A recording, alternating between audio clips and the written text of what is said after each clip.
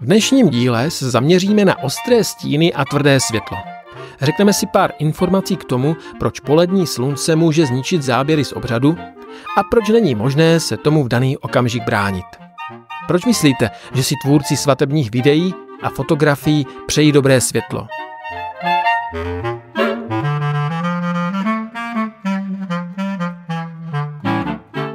Každý dobrý fotograf a kameraman sleduje kvalitu světla, úhel, jeho odrazy a vůbec celkové vlastnosti světelných podmínek na daném místě. Teď to velmi zjednodušíme. V základu se rozlišuje světlo měkké a tvrdé, dále jeho úhel a barva.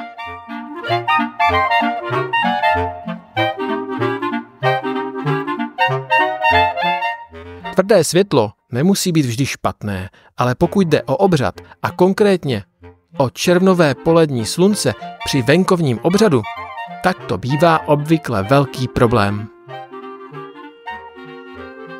Jen rychlé doplnění. Omlouváme se za tu paní u bazénu, ale zrovna na ní je to tak krásně vidět, co se děje se světlem a stínem. Navíc, tvrdé světlo vždy klade větší nároky na schopnosti kameramana než světlo rozptýlené. Tvrdé světlo vyžaduje víc zkušeností, více času na natočení, více záběrů, no a také prostoru ve střižně.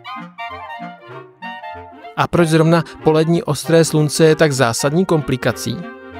Často vám v ten okamžik, v ten moment vznikají stíny přímo pod očima. Místo očí tak máte jen černé díry. Na tváři se vám maluje černý nos a každé pootočení hlavou dělá další a další nepěknou stínohru na vašem obličeji. Ano, dá se proti tomu bránit, ale v praxi je to téměř nemožné. Už jste co pak viděli, že by si nevěsta při obřadu třeba lehla, nebo se otočila zády k oddávajícímu, případně měla nad hlavou rozptylku a podobně? Takový zásah do obřadního ceremoniálu je naprosto nepřijatelný a tak se nevěsta může při sledování klipu jen divit, jak to na těch záběrech z obřadu vypadá.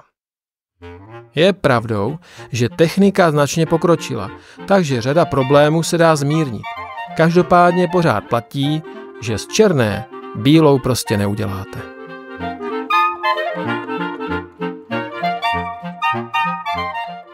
Pokud jde o tradice před hostinou, partnerské focení, přípravy a podobně, obvykle se dá zajít do stínu, přisvětlit snoubence odrazkou, rozptýlit světlo, prostě situaci lze ovlivnit.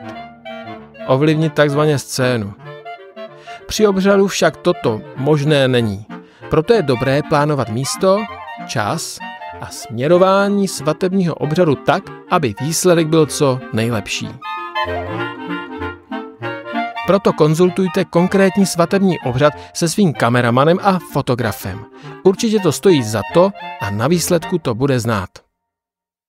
Děkujeme vám za sledování a budeme se na vás těšit u dalšího z dílu Postřehy svatebního fotografa a kameramana Amaka.